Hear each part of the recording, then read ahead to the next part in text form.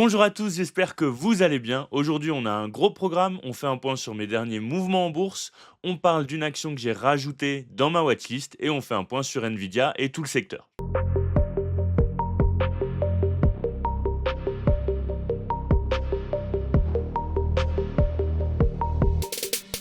Avant de commencer, je voulais vous remercier. On est plus de 18 000 sur la chaîne. Pour ceux qui ne le sont pas encore, n'hésitez pas à vous abonner pour pouvoir suivre nos vidéos, nos portefeuilles. N'hésitez pas à laisser un petit like et un petit commentaire sous la vidéo. Ça permet de soutenir mon travail. On se retrouve sur DEGIRO pour faire un point sur le compte titre. Pour rappel, c'est un compte titre qu'on a créé spécialement pour la chaîne et qu'on développe ensemble petit à petit. Il doit avoir maintenant à peu près 9 mois. Il arrive à surperformer le S&P 500 sans compter, sans prendre en compte les dividendes. Donc c'est plutôt une bonne chose. Pour ceux qui n'ont pas encore de compte titre et qui voudraient en ouvrir un, vous avez mon lien de parrainage dans la description avec des offres qui peuvent varier en fonction de l'année. Alors évidemment, on a pris comme tout le monde une belle cartouche sur Nvidia suite à la news de DeepSeek, donc une intelligence artificielle qui est financé par des fonds chinois, qui a annoncé pouvoir faire aussi bien, voire mieux que notamment OpenAI, avec beaucoup moins de ressources, notamment en termes de puces, mais pas uniquement. Avec des puces moins puissantes, ils arrivent à faire la même chose. Donc évidemment, ça met un petit peu le marché sans dessus dessous parce qu'on est en train de se dire: «Mais est-ce qu'en fait on a besoin de dépenser autant d'argent avec des puces, comme celle de Nvidia?» Donc des puces qui sont très puissantes. Est-ce que finalement on serait pas en train de surinvestir dans ce domaine-là? C'est exactement ce que font, Amazon, Google, Microsoft et cetera et cetera. Ils investissent énormément sur les centres de données. Et donc évidemment, ça a secoué un petit peu le marché. Maintenant, à voir. Personnellement, je panique pas. J'ai même rechargé Nvidia aux alentours des 120 dollars. Pour moi, à horizon 5 ans pour l'instant, ça reste une belle société. Alors évidemment, si les choses venaient à se gâter, je serais très certainement amené à sortir sur un stop loss pour pas non plus avoir de trop grosses pertes parce que ça peut être des actions qui sont assez volatiles. Donc à suivre, mais pour l'instant, je panique pas. Ça reste une très, très, très belle boîte. Donc voilà, j'observe un petit peu. Avec Evolution AB, c'est les 2 boîtes sur lesquelles on est en moins-value. On a aussi, notre ETF FLXI, enfin Franklin, India, qui est en moins-value, sachant qu'il faut prendre en compte, qu'on avait à la base un autre ETF Inde sur lequel on avait fait 12-13 de plus-value qu'on a revendu pour le FLXI pour des raisons de gestion de frais et cetera et cetera. Donc finalement, par rapport à notre prix moyen, on s'en sort plutôt bien. J'ai racheté d'ailleurs, j'ai rechargé, le FLXI aux alentours de 39,6. Vous avez l'ordre juste ici, voilà. Il est passé à 39,61. Donc voilà, vous savez à peu près tout. J'ai encore un petit peu de liquidité. Ce mois-ci, je vais peut-être amener à mettre un petit bonus, hein. Pour rappel, on met 1 000 € par mois sur ce CTO qui proviennent des revenus YouTube. Et bon, ce mois-ci, j'ai remis un petit peu de liquidité sur mon PEA aussi et donc je vais très certainement en mettre davantage sur le compte titre. Il va falloir que je gère un petit peu mes budgets, avec les travaux qui arrivent. Donc voilà, je vais voir ça là dans les jours à venir. L'action que j'ai ajoutée, à la watchlist, c'est, Core Natural Resources. Donc c'est une entreprise qui est spécialisée dans l'extraction, l'exportation de charbon de haute qualité, qui est utilisé notamment pour la production, d'acier et d'énergie, hein. Évidemment, elle exploite plusieurs mines et elle possède ses propres terminaux pour faciliter les exportations, dans le monde entier. Donc pour moi, c'est une belle boîte. Maintenant, vous allez très certainement me dire: «Mais attends là, le charbon, c'est pas forcément trop, une énergie d'avenir, c'est très polluant. Pourquoi est-ce que tu te mets à t'intéresser, à ce genre de boîte?» Pour moi, évidemment, le charbon, c'est un combustible qui est très, très polluant mais ça reste, hein, une énergie au même titre finalement que le pétrole, qui est importante et qui certainement, sera nécessaire dans les prochaines décennies. Alors si on regarde tranquillement sur Zone Bourse, on voit que sur 3 analystes, qui ont analysé le dossier chez Zone Bourse, on est plutôt à l'achat. On est même, à l'achat, hein, tout court. Donc je vais regarder un petit peu tranquillement. Hop, si on regarde par rapport à l'objectif de cours moyen, on a quand même un écart de plus de 30, donc ce qui commence à être intéressant. Et on voit que les 3 analystes sont sur du acheter. Donc voilà, j'aime bien quand même regarder un peu tranquillement, hop, les objectifs sur zone bourse. Si on regarde l'objectif haut, on est à 50. Si on regarde l'objectif bas, on est à plus 11. Donc voilà, globalement. Tch, tch, tch.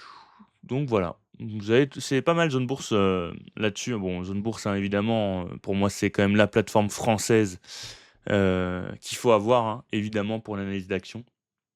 C'est vraiment une très, très belle plateforme, hyper complète, donc faut pas hésiter à fouiller sur Zone Bourse. Personnellement, j'aime bien son bilan. C'est une entreprise qui dispose de plus de 2 $ en liquidité pour chaque dollar de dette et la dette, elle représente que 13 de la valeur nette de la société et c'est une action qui se négocie, à peu près à 7 fois ses bénéfices, un petit peu moins. Alors par rapport à l'historique, on est aux alentours de la moyenne historique en termes de P/E ratio. Pareil, si on regarde le PEG, on est même un petit peu au-dessus, donc c'est pour ça que je patiente un petit peu en termes de valorisation, hein. C'est pas parce que la valorisation c'est un petit peu comme le secteur de l'automobile, et le secteur, du pétrole aussi, si on regarde Total Energy. On est sur des boîtes qui paraissent sous-valorisées, mais il y a une multitude de facteurs à prendre en compte et globalement, si on regarde par rapport au secteur d'activité, on voit que c'est plutôt cohérent. Donc, c'est généralement un secteur qui se valorise sur ces multiples-là, notamment de par le fait qu'on essaye de réduire notre consommation sur ce type de secteur. C'est une boîte qui a pris, si je vous dis pas de bêtises, qui a pris 950, plus de 950 je crois sur les 10 dernières années.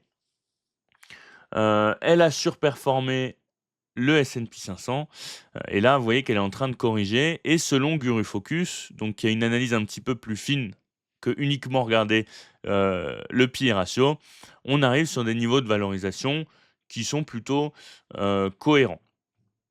Donc je reste patient. Elle a un très bon bilan là ces dernières années, elle a une très belle progression. On voit que c'est une boîte qui a réussi, à se remettre un petit peu, au goût du jour, hein, qui a un petit peu assaini sa situation et pour moi, c'est une très bonne chose. Alors il faut savoir que, c'est une société qui a été fondée suite à la fusion de Consol Energy et de Arc Resources, récemment. Donc c'est aussi, à prendre en compte. Voilà, c'est une action que je vais surveiller, que j'ai ajoutée à la watchlist. On peut faire un petit point watchlist si vous voulez. Alors techniquement, vous voyez, on est en train de casser potentiellement une zone de support. Donc je surveille tranquillement et je serai très certainement amené à rentrer dessus.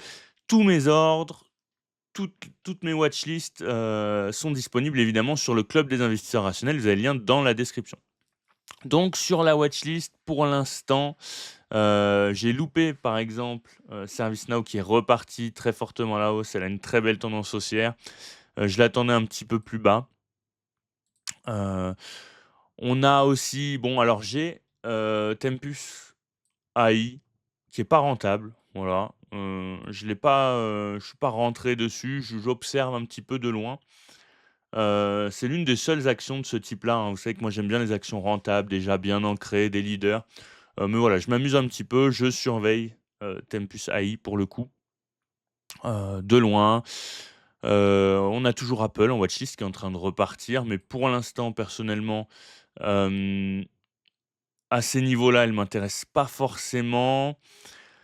Amazon aussi enfin, moi j'aimerais bien rentrer sur Amazon, j'aimerais bien rentrer sur, Microsoft, mais je suis un petit peu prudent. C'est pareil, j'ai déjà pas mal de Google, de Nvidia, donc le secteur un peu tech, je suis déjà très présent dessus et je surveille aussi tout ce qui va être, logistique avec notamment elle est où? Hop, juste ici, hop, WTC qui est une boîte qui fait, une boîte australienne.